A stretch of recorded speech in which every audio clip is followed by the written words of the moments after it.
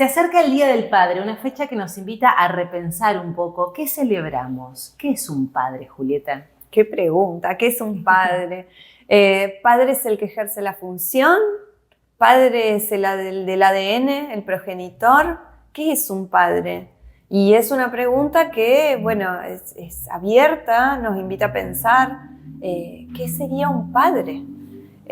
Durante muchísimos años, a lo largo de la historia, el concepto de padre cambió, ha cambiado también con el concepto de familia.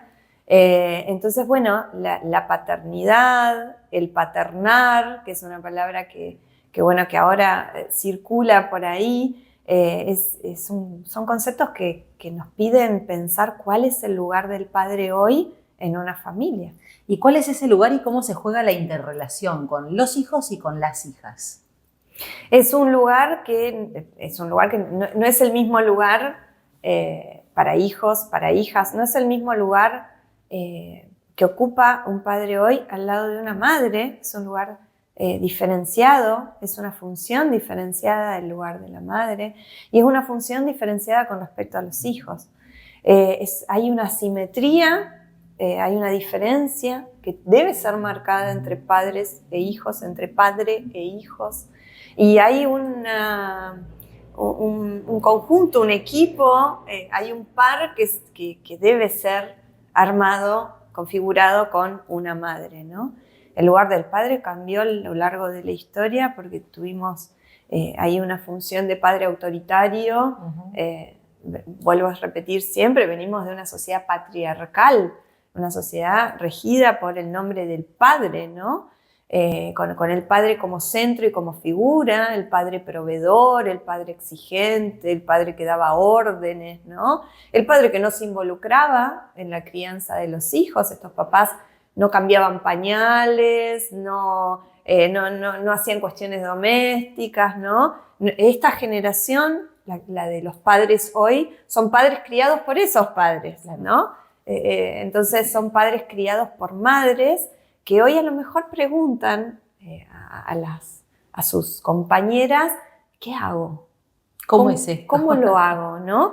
Quieren participar, están dispuestos a participar en la crianza de los hijos, pero bueno, también en esta cosa de, bueno, si participo, ¿cómo lo hago? ¿Cuál sería mi lugar? ¿Dónde me pongo? ¿Dónde me ubico? ¿No? Papás que participan en los partos, que sacan fotos, que están al lado agarrando la mano, que quieren ver una cesárea, por ejemplo. A diferencia de otros padres, los padres de antes esperaban en un pasillo, fumando, porque se permitía fumar en los hospitales y en los sanatorios, y era como el premio esperar la lucecita si era rosa o era celeste, ¿no? Hoy los padres están adentro, comparten, participan en el recibimiento de un bebé y comparten más a la par, ¿no? Podemos decir que la figura del padre, la figura paterna también, y por suerte, es parte de todo este proceso de deconstrucción en el que estamos todavía, ¿no? En el medio. Sí, es parte del proceso de deconstrucción de las masculinidades, ¿no? ¿Qué lugar ocupan los hombres en nuestra cultura, en nuestra sociedad? ¿Y qué lugar ocupan nuestros hombres como padres?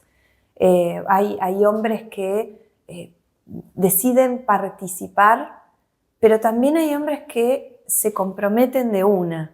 Y no es lo mismo el hombre que ayuda, me ayudás con el hombre que participa directamente, ¿no? El hombre que se compromete en una pareja a ocuparse también de la carga mental que corresponde a los hijos, no solamente de hiciste tal cosa, compraste la cartulina, acompañaste a fulanito, fulanita a baile o a fútbol, sino el padre que también comparte con la mujer, el padre que está en el grupo de padres de la escuela, en el WhatsApp, el padre que comparte la carga mental de todas las cosas que conlleva un hijo. Hay que llevarlo al pediatra, hay que ponerle las vacunas, hay que cortarle el pelo, hay que cortarle las uñas, cosas minúsculas, ¿no? Sí, del día a día, de lo súper cotidiano. Sí, ¿quién lo baña? ¿Quién hace la comida? ¿No?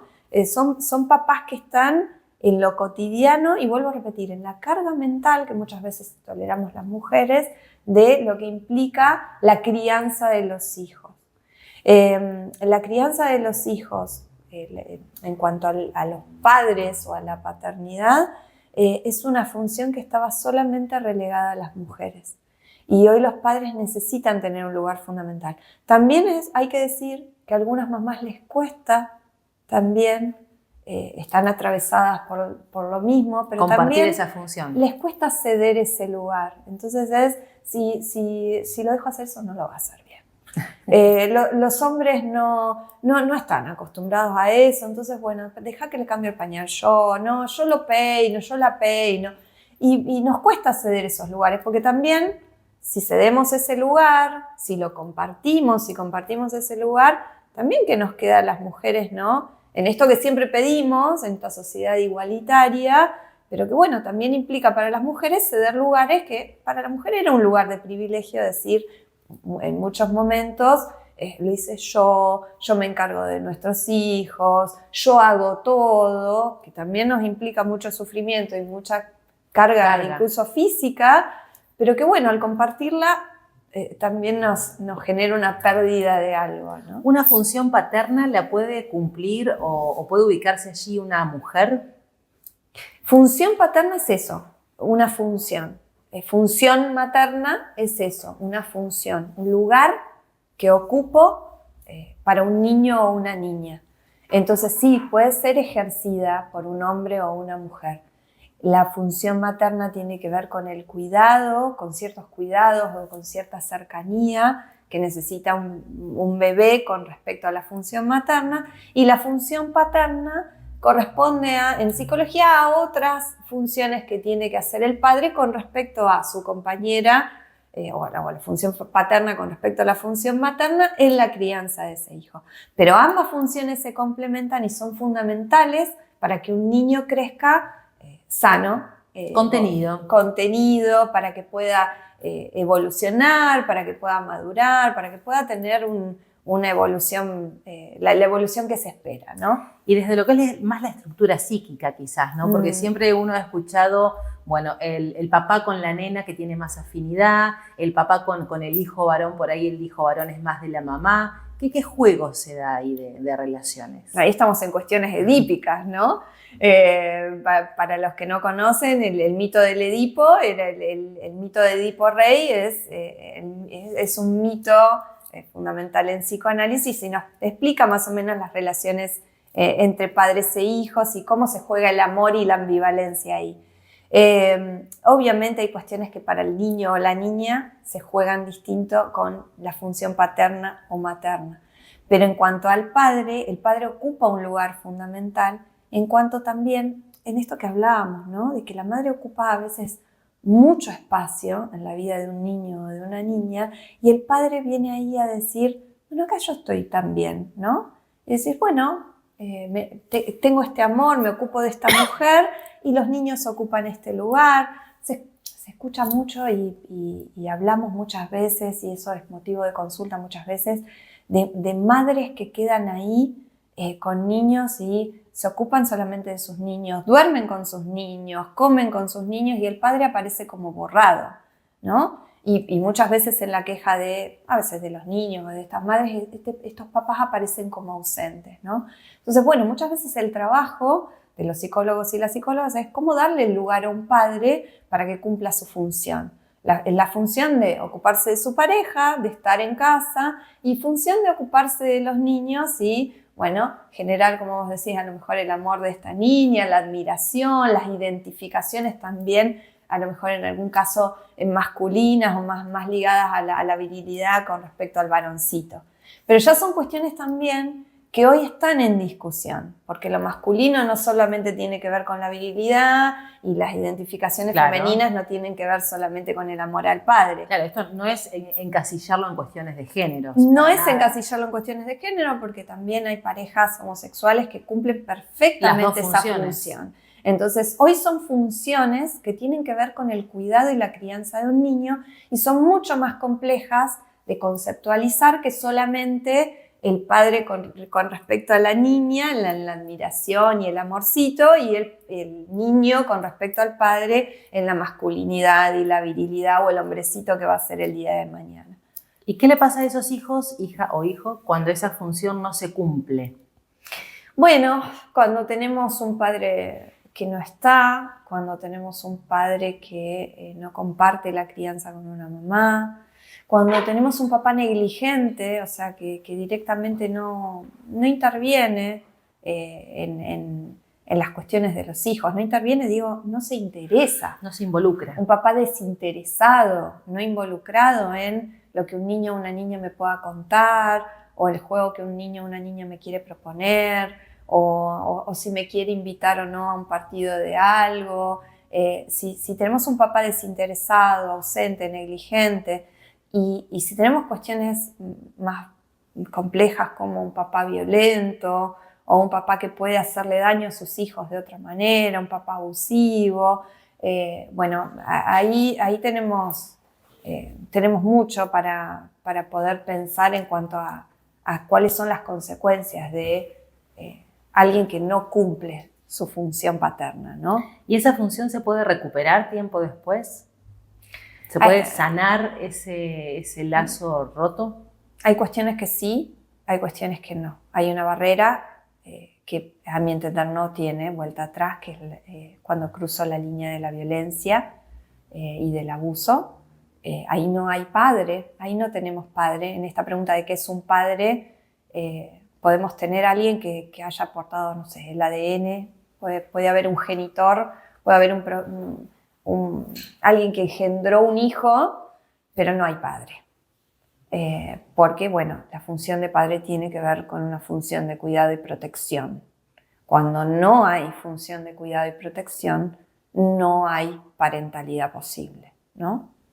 Entonces, bueno, hay cuestiones de la parentalidad que son en ese sentido importantes de tener en cuenta, porque, por ejemplo, hoy podemos hablar de los niños nacidos por fertilización asistida, podemos hablar de los niños criados y que no hayan nacido del vientre de una madre o con el ADN de un padre, niños adoptados, niños alojados por familias de diferente motivo, de diferente manera, pero sí podemos hablar de si ahí hay un padre o hay una madre, en este caso si hay un padre más allá del ADN, ¿no?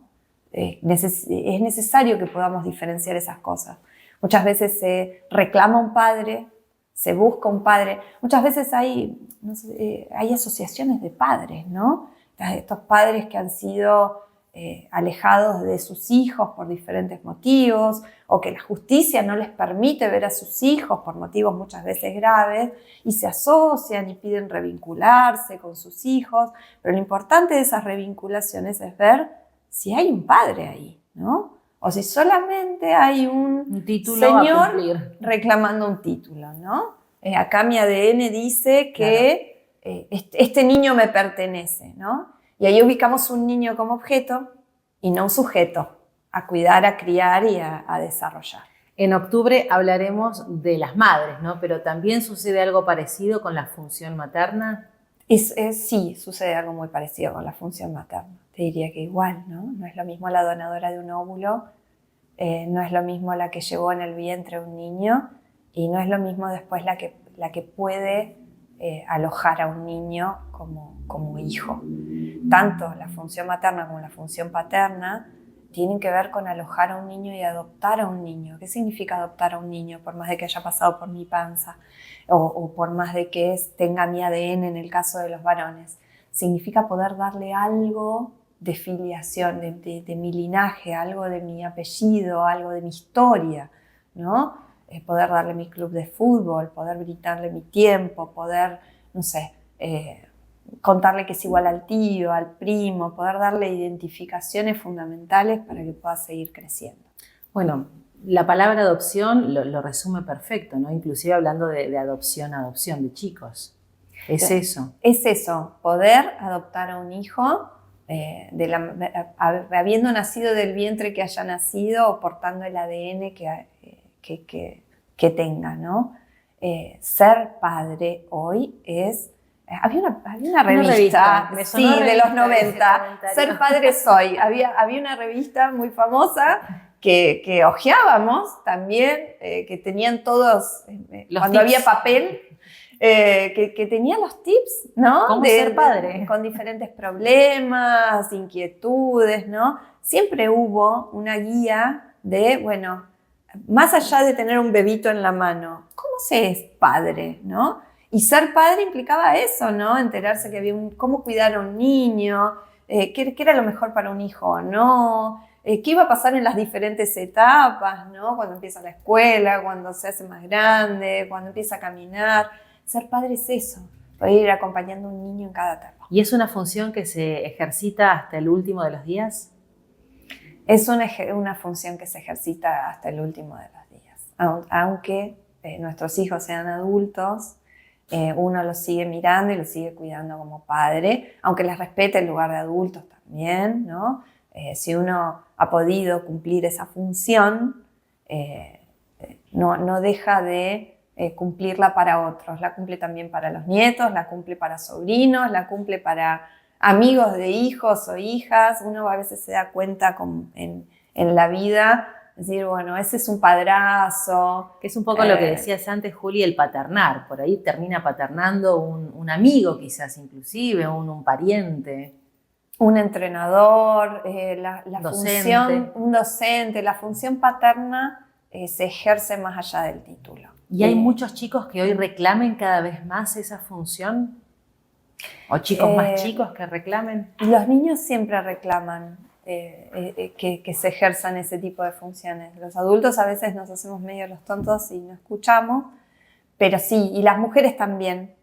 Cada vez nos animamos más a reclamar y a cuestionar cuáles serían nuestras funciones, porque las mujeres cada vez menos estamos en casa solamente al cuidado de los hijos, sino que también por diferentes cuestiones salimos a trabajar y tenemos otro desarrollo en nuestra vida personal, entonces también necesitamos que esa función no esté solo relegada a las abuelas o a las niñeras, a otros femeninos, sino también, bueno, reclamamos a que nuestro compañero